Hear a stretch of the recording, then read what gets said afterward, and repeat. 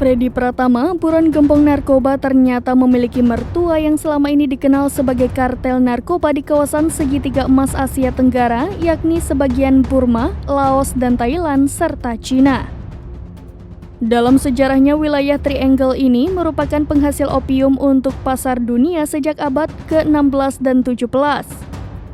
Hal tersebut membuat Polri menduga Freddy Pratama yang saat ini masih bersembunyi di Thailand bersama dengan istrinya yang merupakan warga negara Thailand.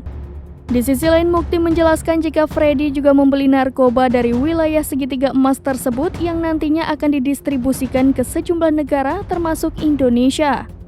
Diketahui Polri telah menangkap 884 orang tersangka yang terafiliasi bandar narkoba kelas kakap jaringan internasional Freddy Pratama. Kabareskrim Polri, Komjen Wahyu Widada menyebut pengungkapan ini merupakan periode penangkapan pada 2020-2023.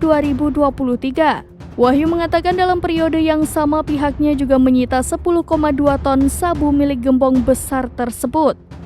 Di sisi lain, baru-baru ini Bareskrim Polri menangkap 39 anak buah bandar besar narkoba jaringan internasional Freddy Pratama alias Miming alias Casanova.